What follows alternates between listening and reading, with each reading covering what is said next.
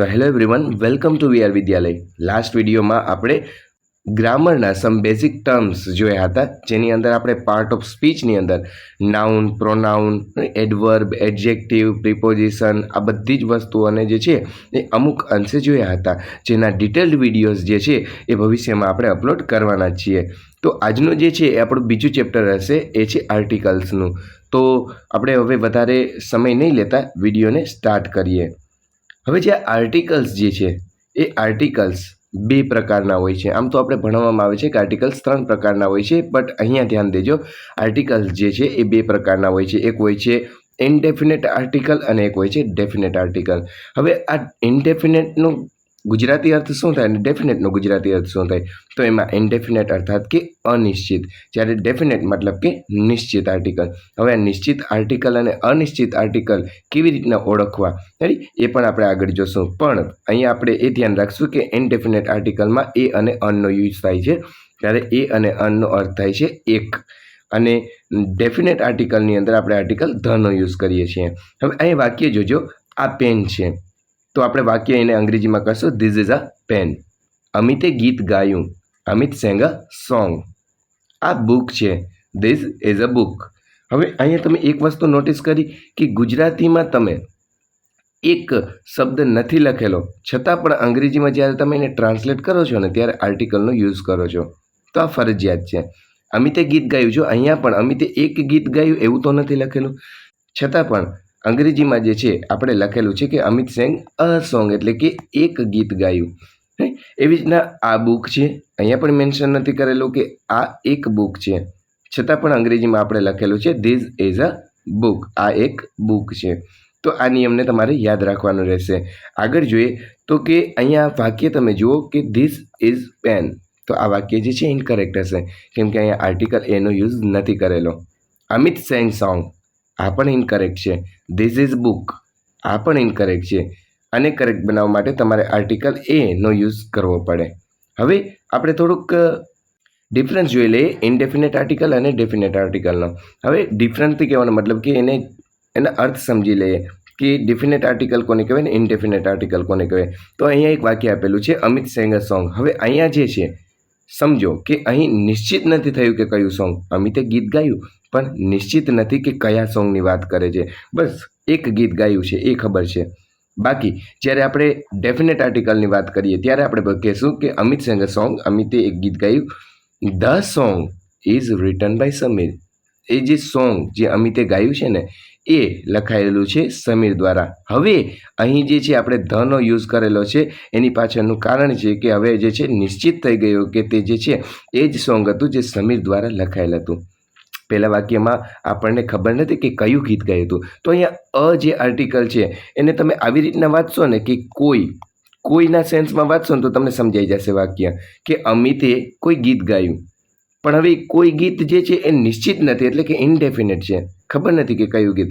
જ્યારે અહીંયા લખેલું છે ને કે the song is written by Sameer, એ સોંગ જે અમિતે ગાયું છે ને એ લખાયેલું છે સમીર દ્વારા, તો અહીંયા જે છે એ નિશ્ચિત થઈ ગયું કે કયું સોંગ. તો આવી રીતના જે છે ઇનડેફિનેટ અને ડેફિનેટ આર્ટિકલ જે છે એ ઉપયોગમાં આવતા હોય છે. તો હવે આપણે આગળ જોઈએ કે આર્ટિકલ્સ જે છે એના ઉપયોગમાં સ્વરનું મહત્ત્વ ખૂબ હોય છે. કેમ કે સ્વર આપણે નાનપણથી જ શીખવવામાં આવે છે ને કે એ ઈ આઈ ઓ યુ જે છે એની આગળ જો કોઈ આર્ટિકલ આવે તો એ અન આર્ટિકલ હશે, એના સિવાય બાકી બધેમાં એ આર્ટિકલ હશે. તો એને આપણે થોડુંક ડિટેલમાં જોઈ લઈએ. તો સ્વર જે વોવેલ્સ જે છે આપણે લાસ્ટ વિડીયોની અંદર આની ચર્ચા કરી હતી, તો એ ઈ આઈ ઓ યુ આ જે છે આપણા સ્વર છે. હવે યાદ રાખવું કે જે શબ્દોની શરૂઆત સ્વરથી થાય તેવા શબ્દોની પહેલાં આર્ટિકલ અનનો ઉપયોગ થાય છે. સ્વરથી થતા શબ્દો એ યાદ રાખજો. તો અહીંયા જોજો કે અન અમ્બ્રેલા, અહીંયા આપેલું છે અન અમ્બ્રેલા. તો અમ્બ્રેલા જે છે એનો ઉચ્ચાર જે છે અથી થાય છે, તો કે હા, તો એની આગળ આપણે આર્ટિકલ અનનો યુઝ કરશું. અ 1 રૂપી નોટ. હવે તમે કહેશો સર અહીંયા ઓ જે છે એ તો સ્વર છે, તો નિયમ એવું કહે છે કે જો સ્વર હોય તો એની પહેલાં જે છે અન આર્ટિકલ લાગવો જોઈએ. હા, વાત સાચી છે, પણ અહીંયા જોજો આ જે 1 જે છે ને એનો ઉચ્ચાર કેવી રીતના થાય છે, તો વથી થાય છે. જો 1 રૂપી નોટ, નહીં કે અનરૂપી નોટ, એટલે અથી નથી થતો, વથી થાય છે, અને વ કોઈ સ્વર નથી, એ યાદ રાખવાનું છે. માટે મેં આર્ટિકલ એનો યુઝ કરેલો છે. અ 1 રૂપી નોટ. એવી રીતના અ યુનિયન. ફરી પાછું તમે કહેશો સર અહીંયા પણ યુ જે છે એ સ્વર છે, છતાં પણ તમે આર્ટિકલ એ લખ્યો છે, અહીંયા તો અન આવવો જોઈએ ને. હા, વાત સાચી છે, બટ અહીંયા યુ જે છે એ પણ જો યુથી ઉચ્ચાર બને છે, યુનિયન, નહીં કે એ ઈ આઈ ઓ યુ, આમાંથી એ કંઈ નથી. હવે આ યુ છે ને, યુનો અવાજ પણ અથી થવો જોઈએ, તો જ એની આગળ જે છે અન લાગે. જેમ કે અહીં જોયું ને આપણે અમ્બ્રેલા, અહીંયા અથી સાઉન્ડ બને છે, નહીં કે યુથી. તો અયુનિયન બનશે, નહીં કે અનયુનિયન. એવી જ રીતના અનઓનેસ્ટ. હવે અહીંયા પણ ઊંધું છે, જો એચથી આ જે છે શબ્દની શરૂઆત થઈ છે, અર્થાત કે વ્યંજનથી શબ્દની શરૂઆત થઈ છે, છતાં પણ આર્ટિકલ અનનો યુઝ કરેલો છે. તો નિયમ શું કહેતો હતો કે વ્યંજનથી જો શરૂઆત થાય તો એ આવવો જોઈએ ને. હા, પણ અહીંયા જે છે ઓનેસ્ટનો ઉચ્ચાર જો અથી થાય છે, ઓનેસ્ટ, માટે આપણે આર્ટિકલ અનનો યુઝ કરેલો છે. મતલબ એવું આપણે કહી શકીએ ને કે અહીંયા જે લેટર જે છે એ મહત્ત્વનો નથી, એટલે કે શબ્દ મહત્ત્વનો નથી, પણ એ શબ્દ દ્વારા જે ઉચ્ચાર બને છે એની પ્રથમ ધ્વનિ મહત્ત્વની છે. એ શબ્દની જે પ્રથમ ધ્વનિ જે છે એ મહત્ત્વની છે. અને જે આ ધ્વનિ જે છે એ ગુજરાતીમાં તમે જોશો તો કંઈક આવી રીતના હશે, આ ઈ, બારાખડીની જે 12 અક્ષરવાળી જે લાઈન છે ને, એનાથી જો કોઈ ઉચ્ચાર બને છે તો સમજી લેવાનું કે એની પહેલાં આપણે આર્ટિકલ અનનો યુઝ કરવાનો છે. હવે આગળ જોઈએ તો કે આ ધ્વનિ જે છે, અંગ્રેજીની જો વાત કરું તો સેમ આવી ધ્વનિ કયા કયા અક્ષરોમાં બને છે, તો કે એમમાં બને છે. જો અહીંયા પણ અથી શરૂઆત થાય છે, એમ. એવી જ રીતના F, N, X, S, L અને એચ, આ બધા જે છે અક્ષરમાં આ ધ્વનિ બને છે, અથી બનતી ધ્વનિ છે. તો એવી જ રીતના જો આનો યુઝ કરીએ અને આર્ટિકલમાં ઉપયોગ કરીએ તો કેવી રીતે બનશે? હી ઇઝ અન MLA અથવા તો MP. હવે આ એમ અને MP જે છે એને આગળ આપણે આર્ટિકલ અનને યુઝ કરેલો છે. એટલે ભલે એમ જે છે એ આપણે એની પહેલાં નિયમ જોયો હતો ને કે અમુક જે છે વ્યંજન પણ સ્વરનો ઉચ્ચાર આપે છે, અમુક વ્યંજન પણ સ્વરનો ઉચ્ચાર આપે છે. તો અહીંયા એવું જ છે, એમ જે છે વ્યંજન છે પણ એનો ઉચ્ચાર જે છે એ કેવો છે? સ્વરનો છે. જો એનો ઉચ્ચાર સ્વરનો છે ને તો એની પહેલાં આપણે આર્ટિકલ અનનો યુઝ કરેલો છે. જો અહીંયા આપેલું છે. તો એવી જ રીતના અહીંયા પણ એક બીજું વાક્ય આપેલું છે કે હી લોજ્ડ અન FIR. તો એક FIR, અહીંયા એફ જે છે એનો ઉચ્ચાર પણ અથી, એની ધ્વનિ પણ અથી બને છે, માટે આપણે આર્ટિકલ અનનો યુઝ કરેલું છે. એવી રીતના Anil is an NCC officer, NCC officer, અહીંયા એન પણ અની ધ્વનિ બનાવે છે. He is an SDO, S પણ અની ધ્વનિ બનાવે છે. I have an X-ray machine, X પણ અની ધ્વનિ બનાવે છે. I have been waiting for an hour, અહીંયા એચ જે છે સાયલન્ટ હોવાને લીધે તો આવર બનશે. એચ જે છે સાયલન્ટ છે, માટે જે છે આવર્સ એનો જે છે ઉચ્ચાર બનશે, માટે આપણે આર્ટિકલ અનનો યુઝ કરેલો છે. એવી રીતના she is an LLB, L પણ અનો ઉચ્ચાર બનાવે છે, માટે આપણે આર્ટિકલ અનનો યુઝ કરેલો છે.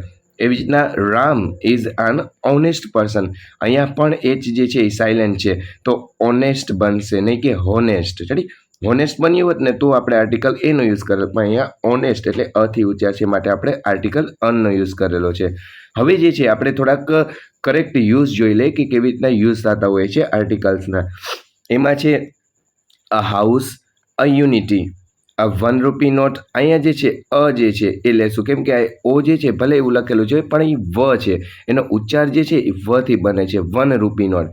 એવી જ રીતના આ યુનિક ડિસિઝન, યુનિક, અહીંયા પણ યથી બને છે, નહીં કે અથી. અથી બનેલું હોત ઉચ્ચાર તો આપણે અહીંયા અનનો યુઝ કરત.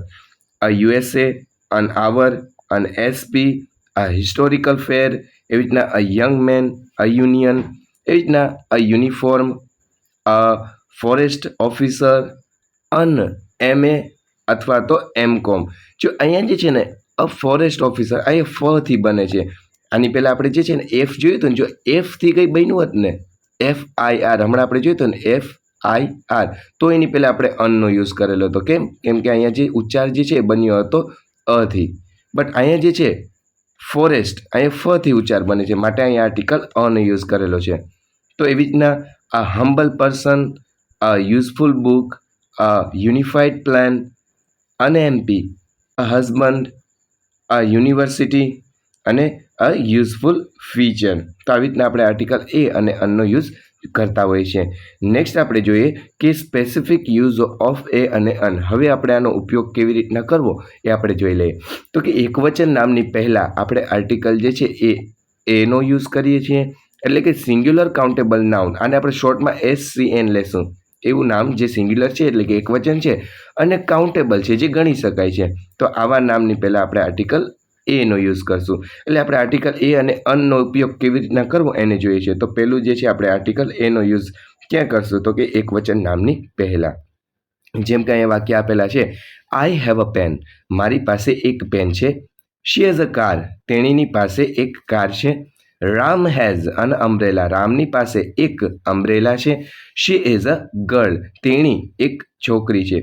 હવે અહીંયા જો તમે રૂલ જોશો ને તો તમે જોશો કે નાઉન જે હોય છે કોઈ પણ, જેમ કે આ બધા નાઉન છે, પેન, કાર, અમ્બ્રેલા, ગર્લ, એ નામના 5 પ્રકારમાંથી કોઈ પણ નામ હોય તો એ નામ જે છે એની પહેલાં આર્ટિકલ લાગે છે. તો આવો એક નિયમ બન્યો છે નોર્મલી. જો આ નિયમને યાદ રાખવાના છે, જો પાકા કરવાની જો આને સમજવાના છે, આને પાકા નહીં કરવાના ને સમજવાના છે.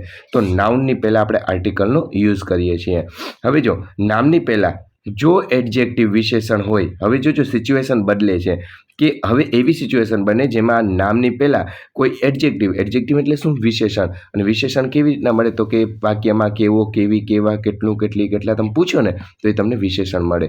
તો જો વાક્યની નામની પહેલાં જો વિશેષણ હોય તો એવી સિચ્યુએશનમાં એડજેક્ટિવની પહેલાં આર્ટિકલને લખવું. ફોર એક્ઝામ્પલ અહીંયા આપેલું છે, she is a beautiful girl. હવે જોજો અહીંયા એક ગર્લ એક નામ તો છે, પણ નામની પહેલાં એડજેક્ટિવ આવી ગયું છે, વિશેષણ આવી ગયું. કેવી ગર્લ? તો કે સુંદર ગર્લ. આ સુંદર જે છે ને વિશેષણ છે. તો પહેલાં તો નામ છે, નામની પહેલાં શું છે? તો કે વિશેષણ છે. હવે જો આવી સિચ્યુએશન બને ને તો વિશેષણની પહેલાં આર્ટિકલનો યુઝ કરવાનો. નહીં, આવી રીતના સમજી લેજો કે આવી સિચ્યુએશન બનશે તો વિશેષણની પહેલાં આપણે આર્ટિકલ લખશું, નહીં કે વિશેષણની બાદમાં. અહીંયા નહીં લખીએ, અહીંયા લખશું. તો કંઈક સિચ્યુએશન આવી બનશે, જો નામ હોય એની પહેલાં જો એડજેક્ટિવ હોય ને તો આર્ટિકલ એની પહેલાં લાગે. આઈ હોપ કે તમને આ સમજાણું હશે. નેક્સ્ટ જોઈએ બીજી સિચ્યુએશન કે માનો નામની પહેલાં એડજેક્ટિવ અને એડજેક્ટિવની પહેલાં જો એડવર્બ હોય. હવે એડવર્બ એટલે શું? તો કે ક્રિયાના અર્થમાં જે શબ્દો વધારો કરે, એટલે કે ક્રિયાના વિશેષણ. તમને મેં કીધું હતું ને કે LY વાળા રૂપ હોઈ શકે, જેને ગુજરાતીમાં પણ થી વાળા શબ્દો. અને એડવર્બ એટલે કે ક્રિયા વિશેષણને ઓળખવા હોય તો પ્રશ્ન પૂછવાનું કે કેવી રીતે. આવા પ્રશ્ન પૂછો ને તો તમને જે પણ શબ્દ મળે ને એ એડવર્બ હશે. તો આવી સિચ્યુએશનમાં શું કરવું કે જેમાં નામની પહેલાં જે છે એડજેક્ટિવ હોય અને એડજેક્ટિવની પહેલાં એડવર્બ હોય. જેમ કે અહીં આપેલું છે, Sakshi is an extremely beautiful girl. હવે સાક્ષી જે છે એ ગર્લ તો છે, પણ કેવી છે? તો કે સુંદર છે. પણ કેવી સુંદર? એટલે કઈ રીતની સુંદર? તો કે એક્સ્ટ્રીમલી, ખૂબ જ સુંદર છે. તો આ એક્સ્ટ્રીમલી શબ્દ જે છે એ વિશેષણ છે. તો તમે અહીંયા જોઈ શકો છો કે નામ આપેલું છે, નામની પહેલાં વિશેષણ આપેલું છે અને વિશેષણની પહેલાં LY વાળું રૂપ એટલે કે ક્રિયાનું વિશેષણ આપેલું છે.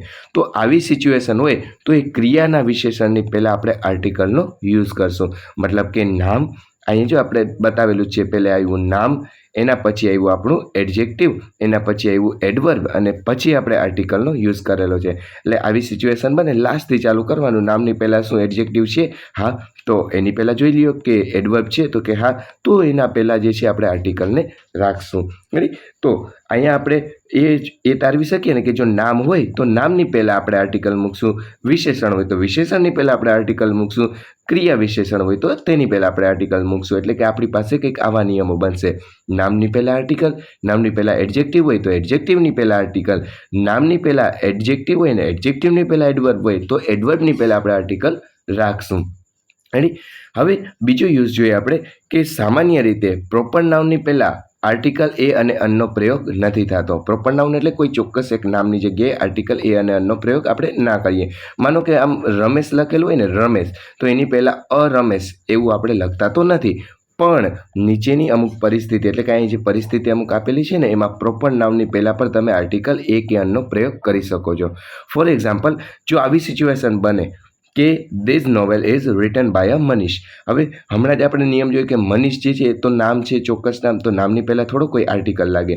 પણ અહીંયા જે છે સિચ્યુએશન એવી છે કે અહીંયા આર્ટિકલ એ જે છે ને એ કોઈના સેન્સમાં લખેલો છે. કોના સેન્સમાં? કોઈના સેન્સમાં. જો અહીં આપેલું છે, અહીં એ અર્થાત કોઈ. તો હવે વાક્ય વાંચો કે આ નોવેલ જે છે એ લખાયેલી છે રિટન બાય, ના દ્વારા. કોના દ્વારા? કોઈ મનીષ દ્વારા. હવે અહીંયા મનીષ જે છે એ આપણે કોઈના સેન્સમાં યુઝ કરવાનો, મતલબ કે કોઈ મનીષ છે જેની આ નોવેલ લખેલી છે. અહીંયા આપણે મનીષને ઓળખતા નથી, માટે આપણે આર્ટિકલ એનો ઉપયોગ જે છે એ કરી શકીએ છીએ આવી સિચ્યુએશનમાં. This book is written by a Suresh. તો કે કોઈ સુરેશ દ્વારા આ બુક જે છે એ રિટન છે, એટલે કે લખાયેલી છે. તો અહીંયા આપણે આર્ટિકલ એ જે છે એ કોઈના સેન્સમાં યુઝ કરેલું છે. તો ઘણી બધી સિચ્યુએશનમાં આપણે આર્ટિકલ એનો જે છે ને એ કોઈના સેન્સમાં યુઝ કરશું. ચાલો આગળ જોઈએ. હવે છે યુઝ 3, મતલબ કે નેક્સ્ટ યુઝ છે કે ઉદ્ગાર વાક્યોમાં જે છે આપણે આર્ટિકલનો યુઝ કરી શકીએ. એ પણ ક્યારે? તો કે વોટની તરત બાદ, એટલે કે વોટની બાદ તમે જે છે એ ઉદ્ગાર વાક્ય એટલે કે એક્સક્લેમેટરી સેન્ટેન્સીસની અંદર ઉપયોગ કરી શકો છો.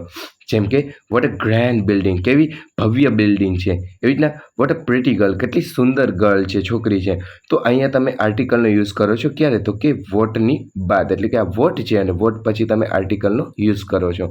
તો ઉદ્ગાર વાક્ય જ્યારે પણ તમે જોશો ત્યારે તમારે જોવાનું કે કેવી રીતના આર્ટિકલનો યુઝ કરેલો છે. તો એની પહેલાં વોટ લખેલું છે, હા, તો વોટ અ ગ્રેન્ડ બિલ્ડિંગ. આવા પણ વાક્યો જે છે તમે અમુક જે છે કમેન્ટ્સની અંદર જણાવજો. અને વિડીયો પસંદ આવ્યો હોય તો લાઈક પણ કરતા રહેજો. નેક્સ્ટ છે આપણું કે પ્રતિ મહિના કે પ્રતિ વસ્તુ. એવી સિચ્યુએશનમાં જેમાં તમે બોલો છો કે પ્રતિ મહિના પ્રતિ વસ્તુ, તો તમે એમાં જે છે આર્ટિકલનો યુઝ કરો છો. પણ કયું આર્ટિકલ જોઈએ? She can run 12 kilometre un hour. અન આવર એટલે કે 1 કલાક. હવે અહીંયા 1 કલાકથી કહેવાનો મતલબ પ્રતિ કલાક. રેડી? પ્રતિ કલાક. તમે કહેશો સાહેબ અહીંયા પર આવર કે પર એવું કંઈ આપણે ના લખી શકીએ? હા, લખી શકો છો, પણ અહીંયા તમે આર્ટિકલનો શોર્ટકટમાં આવી રીતના યુઝ કરી શકો છો. શી કેન રન 12 કિલોમીટર પર આવર. રેડી? અન આવર એટલે 1 કલાકની અંદર એ 12 કિલોમીટર જે છે એ રન કરી શકે છે. રાઈસ સેલ્સ 50 રૂપીઝ અ કિલો. રાઈસ જે છે એટલે કે ચોખાઓ જે છે વેચાય છે, સેલ્સ એટલે વેચાય છે 50 રૂપિયાના 1 કિલો, એટલે પ્રતિ કિલો 50 રૂપિયા પ્રતિ કિલો જે છે એ રાઈસ જે છે વેચાઈ રહ્યા છે. આઈ અર્ન ₹20,000 અ મંથ, એટલે કે પ્રતિ મહિના હું જે છે એ કેટલા રૂપિયા? 20,000 એટલે કે 20,000 રૂપિયા જે છે કમાઉં છું. ધીસ ટ્રેન રન્સ, રન્સ એટલે ચાલે છે. ધીસ ટ્રેન રન્સ 70 કિલોમીટર્સ અન આવર, પ્રતિ કલાક. આ ટ્રેન જે છે એ 70 કિલોમીટર પ્રતિ કલાકમાં ચાલે છે. તો અહીંયા પ્રતિ વસ્તુ કે પ્રતિ મહિના કે પ્રતિ કલાક કે પ્રતિ સમય એવી રીતના આપણે આનો યુઝ કરશું. અહીંયા જે આર્ટિકલ એ કે અન છે એ પ્રતિના સમયમાં યુઝ થાય છે. નેક્સ્ટ યુઝ એનો છે એ છે અમુક ગણતરી દર્શાવવા માટે પણ આપણે આર્ટિકલનો યુઝ કરીએ છીએ. તો અમુક ગણતરી દર્શાવતા શબ્દો જેવા કે 100 એટલે કે 100 રૂપિયા, 1000 1000 રૂપિયા, અને અ મિલિયન, અચ્છા મિલિયન એટલે 10 લાખ રૂપિયા થાય. 10 લાખ રૂપિયા. 1 મિલિયન એટલે 10 લાખ રૂપિયા. એવી રીતના અહીંયા વાક્ય પણ બનાવી શકો છો. આઈ હેવ 100 પેન્સ, મારી પાસે 100 પેન છે. તો અહીંયા અમુક ગણતરી માટે આપણે આનો યુઝ કરીએ છીએ. નેક્સ્ટ યુઝ છે આપણું વ્યવસાયની પહેલાં. વ્યવસાયની પહેલાં પણ આપણે આર્ટિકલનો યુઝ કરીએ છીએ. હી is un MP, MLA, MLC, SDO, FO, જે પણ તમારે કહેવું હોય તો એની પહેલાં આપણે આર્ટિકલ જે છે એનો યુઝ કરીએ છીએ. She is a nurse, teacher, dentist, જે પણ તમારે કહેવું હોય. નેક્સ્ટ રૂલ છે આપણો કે જે અન્ય વ્યક્તિની ઓળખ આપવા માટે, જો કોઈ વ્યક્તિની ઓળખ આપવી હોય ને ત્યારે પણ તમે આર્ટિકલ એ કે અનનો યુઝ કરો છો. જેમ કે હી ઇઝ અ હિટલર, તે એક હિટલર છે. હવે એ જે છે વ્યક્તિ હિટલર પોતે જ નથી, પણ એને જે છે ને હિટલરની સાથે સરખાવવામાં આવે છે કે મતલબ એના કાર્ય જેવા છે, એક હિટલર જેવા કાર્ય છે. હી ઇઝ અ ગાંધી, તે એક ગાંધી છે, મતલબ કે એને ગાંધીની જે છે એ સરખામણી કરવામાં આવે છે. તે એક અત્યારનો જે છે એ ગાંધી છે. એવી રીતના he is a second Darasinh, તો એ એક બીજો દારાસિંહ, મતલબ એનું શરીર એટલું મજબૂત છે કે એ બીજો દારાસિંહ જેવો છે. તો આવી રીતના પણ તમે વ્યક્તિની ઓળખ આપવા માટે આર્ટિકલનો યુઝ કરો છો. નેક્સ્ટ છે કે કોઈ જાતિ વિશેષને વ્યક્ત કરવા માટે, એના માટે પણ તમે આર્ટિકલનો યુઝ કરો છો. જેમ કે a dog is an animal, A dog જે છે એ એક એનિમલ છે. તો અહીંયા જાતિ વિશેષને તમે વ્યક્ત કરો છો. આવા પણ ઘણા બધા વાક્યો છે.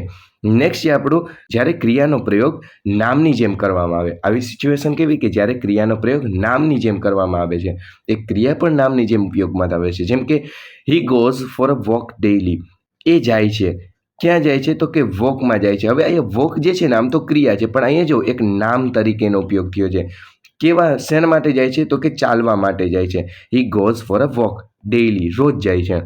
He has gone for a ride, એ રાઇડ માટે ગયા છે. હવે રાઇડ જે છે એ રાઇડ આમ તો એક ક્રિયા જ છે, પણ અહીંયા જે છે નામના સ્વરૂપમાં ઉપયોગ થયો છે, જો નામના રૂપમાં ઉપયોગ થયો છે.